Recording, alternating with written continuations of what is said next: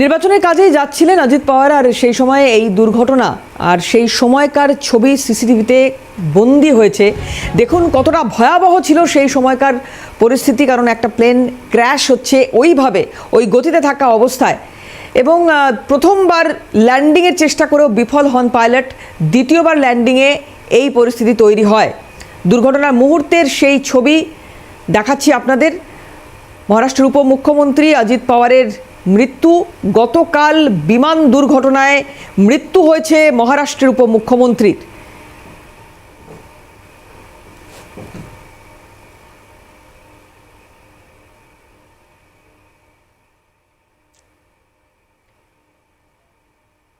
গতকাল বিমান দুর্ঘটনায় মৃত্যু অজিত পাওয়ারের, আর আজ মহারাষ্ট্রের প্রয়াত উপমুখ্যমন্ত্রীর শেষকৃত্য।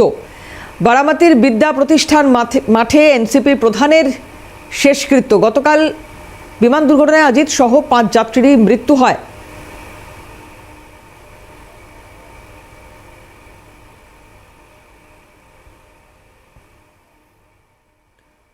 প্রয়াত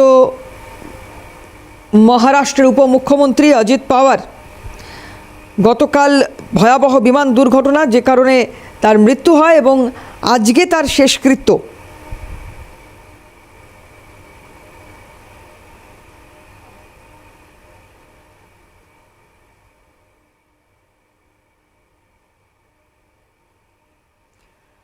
বিমান দুর্ঘটনায় মৃত্যু হয় অজিত পাওয়ারের। অজিত পাওয়ার সহ 5 জনেরই মৃত্যু হয়, এমনটাই ডিজিসিএর তরফ থেকে জানানো হয়েছিল। মহারাষ্ট্রের বারামতিতে ভয়াবহ এই বিমান দুর্ঘটনা। গতকাল সকাল 8:45 নাগাদ বিমানটি ভেঙে পড়ে বারামতির মাঠে।